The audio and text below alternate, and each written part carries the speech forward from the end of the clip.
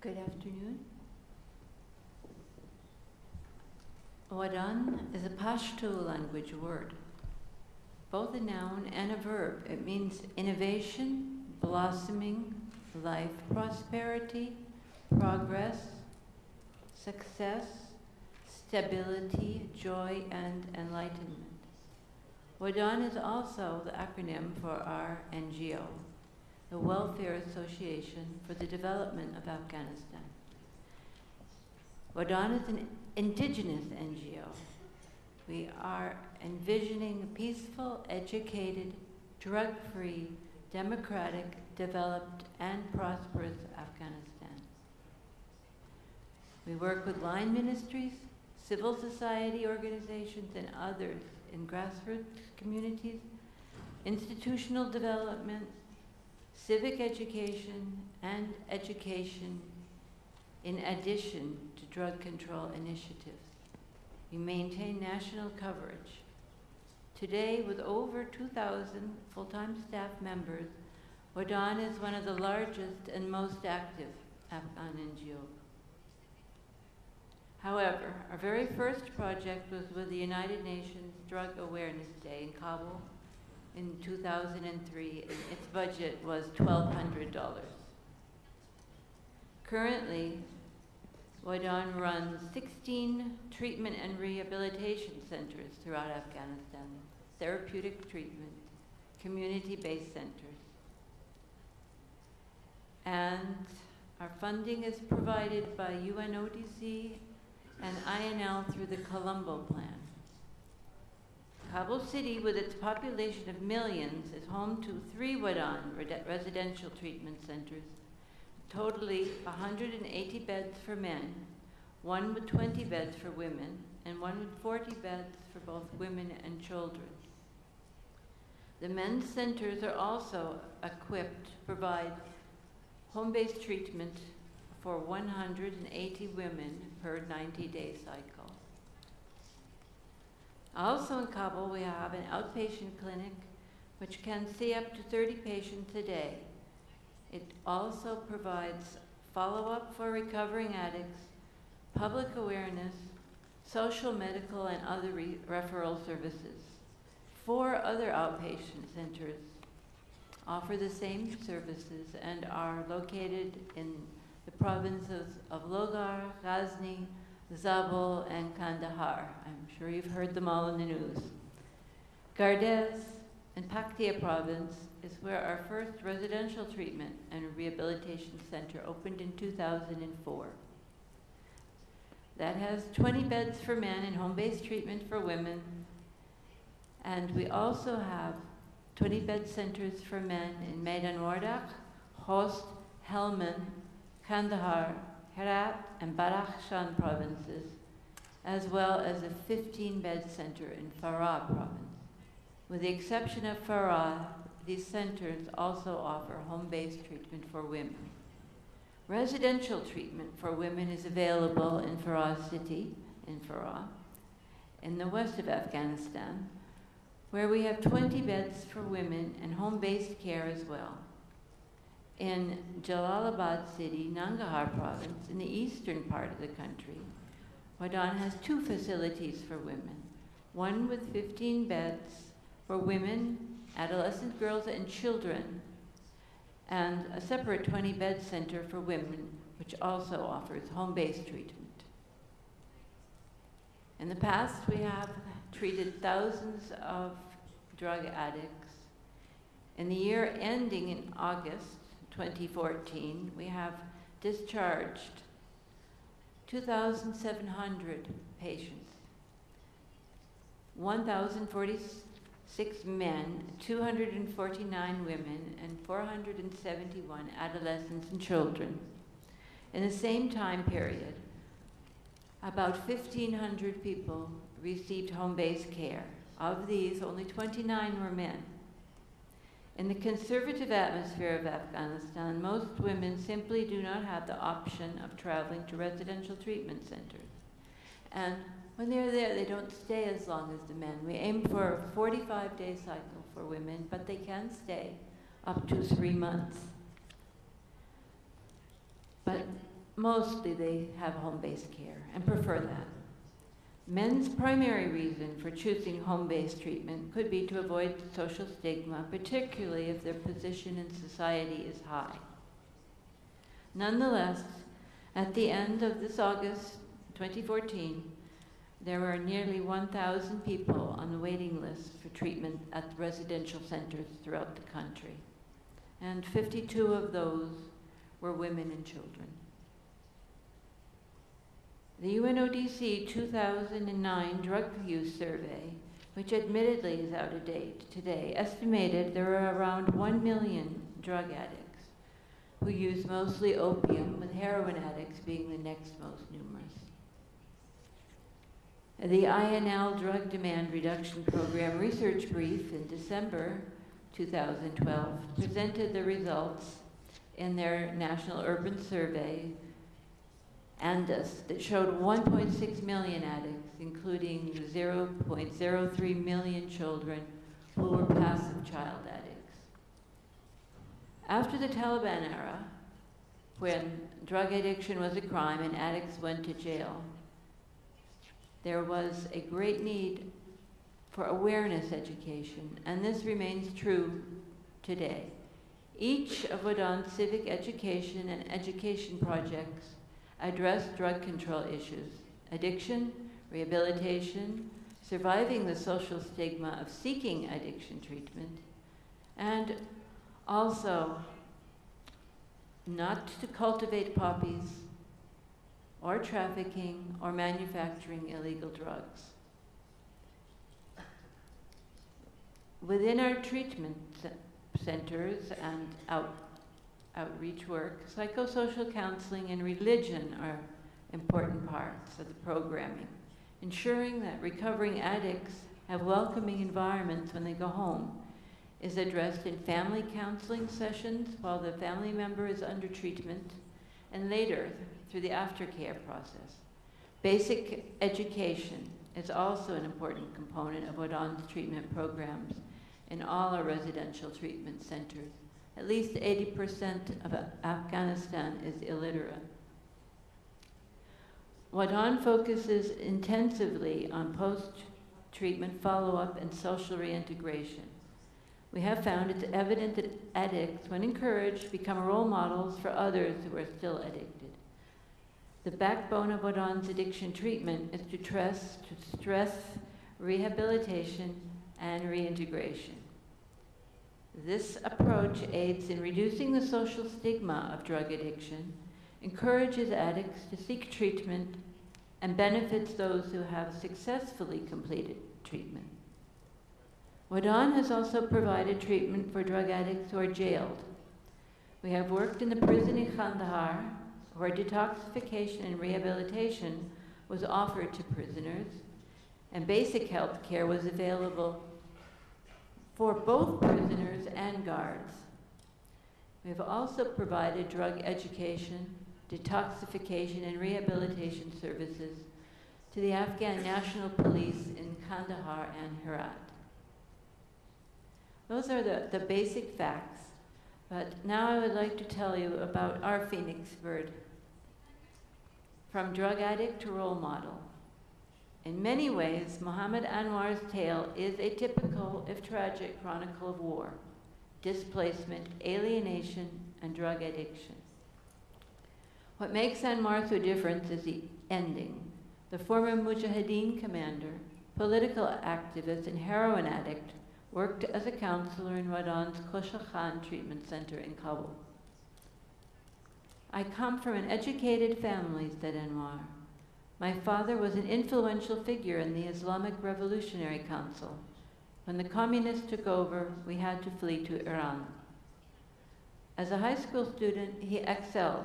He gained admittance to university, a rarity for Afghan refugees in Iran. I had the highest grades of any student in the country, he said. Anwar majored in Farsi literature and dreamed of becoming a writer. His future looked bright, but then his life took a dark turn, and all because of love. I had a girlfriend, he recalled. She was Iranian, and her father was a writer. He was also an addict. Anwar had wanted to marry her, but his parents refused to allow the marriage, and without his parents' permission, he could do nothing. He broke the news to his girlfriend, who helped him gain access to drugs from her father. I wanted to get revenge against my family, laughed Anwar, sadly. So I took the drugs and ran away. Thus began Anwar's descent into violence and addiction. As he was becoming more seriously involved with drugs, Anwar was also forging a reputation as a fierce Mujahideen commander. He would go over the border from Iran into Afghanistan and then retreat back. Most of the time he was fighting, he confessed. He was high on drugs. I took heroin, crack cocaine, crystal meth, he said. That was when I was in Iran. In Afghanistan, I took opium or injected heroin. The Soviets left Afghanistan in 1989. I returned in 2000, he said. But life was difficult for the young man. The eldest son of a wealthy family, he did not have to worry about money. But his family eventually disowned him because they could not accept his drug use. One day, I was standing on the street next to a beggar, he recalled. My clothes were clean enough and expensive, but the beggar could tell by my face what I was. Go away, hissed the beggar. With you here, people are afraid to come close enough to give me money. That was the wake-up call for Anwar. He decided he had to get clean. There was a drug treatment center, he said. I got on the waiting list. The detox period was very, very difficult. I had a strong temptation to relapse, but I considered it an ordeal sent by God. The Wadan Center helped me through it, he said. If not for them, I do not know what would have happened to me. My counselor first asked me to work as a volunteer, he said, and I was keen to keep his trust, so I agreed. Anwar was so successful in working with the patients that he soon became a full-time counselor. He studied social work and was employed by Wadan for years. It makes a big difference when the patients see me with a doctor, said Anwar. They may dismiss the doctor as being too bookish, but with me they know it is the real thing. I went through it all myself. Anwar was happy in his new profession and even found an outlet for his political activism. I have found a new cause, he smiled. We are taking revenge on the drug mafia by reducing the demand for their product. I am a warrior again, but it is the war against drugs. Mohammad Anwar died awaiting surgery in this August. Insurgents have never targeted Wadan's treatment centers.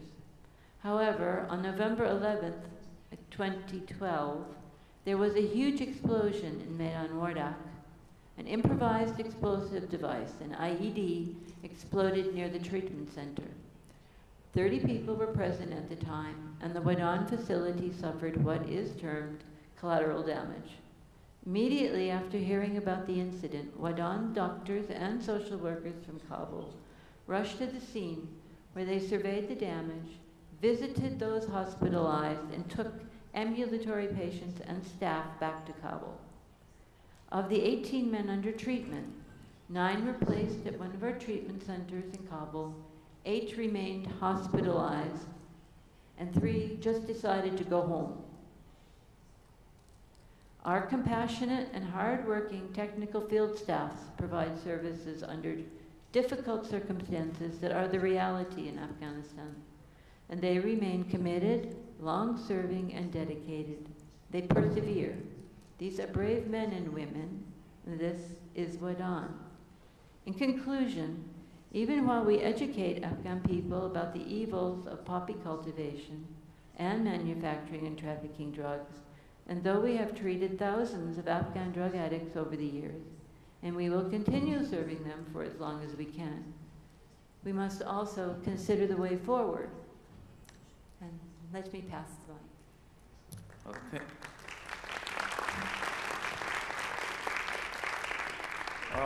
Thank you, Jean, and thank you all for listening to us.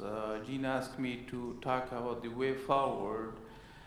We know that this is a long fight, and it is a very difficult fight.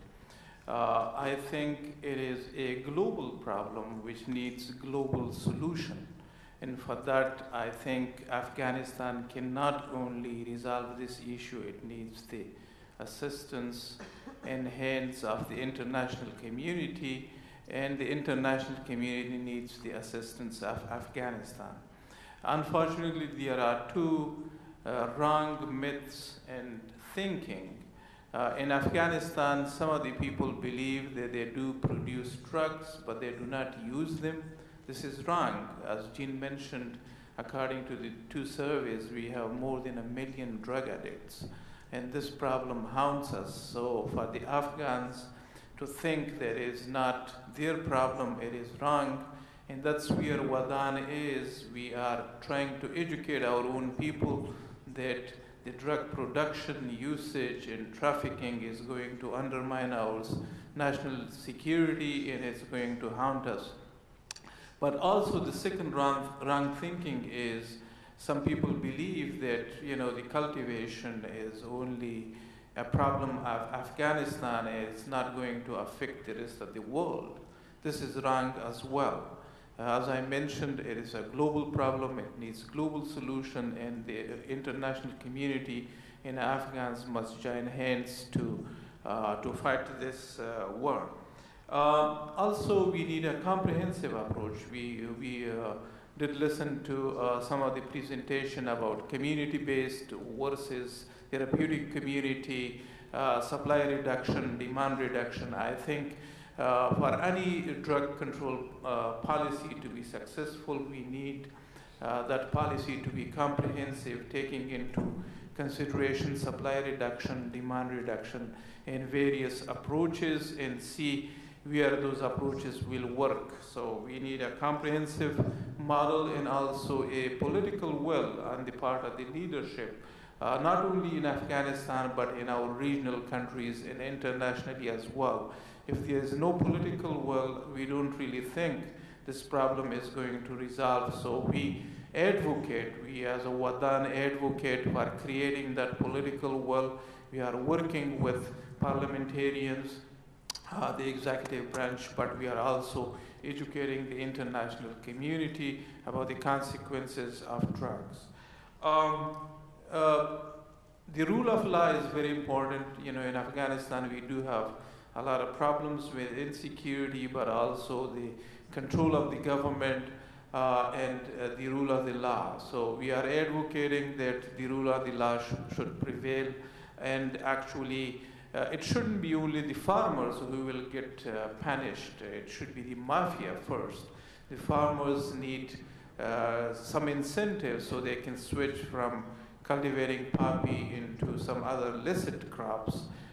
So the rule of the law is very important. Sustainable economic development is a very important factor in resolving this issue. There should be some job creation opportunities, but also overall economic development. Luckily today we have inaugurated a new president, and we hope that the new president will do a better job in terms of economic development because of his background and his insistence on economic policies. So we are also doing a lot of awareness among our own population, but also internationally, and we are doing a lot of advocacy. I don't want to be long because I think we do have another presenter as well. But at the end, I think it's very important. All of us will take into consideration fighting drugs as a cause. Some of us are working in some organization, but it's not a job. It is a cause, and I invite everyone that each one of us, we have responsibilities to fight this menace, and each one of us can do a lot. I think if we commit ourselves, if there is a cooperation and coordination, then all of us can do a better job, and we can bring about some change. With that, I would like to end, and thank you all for listening to us.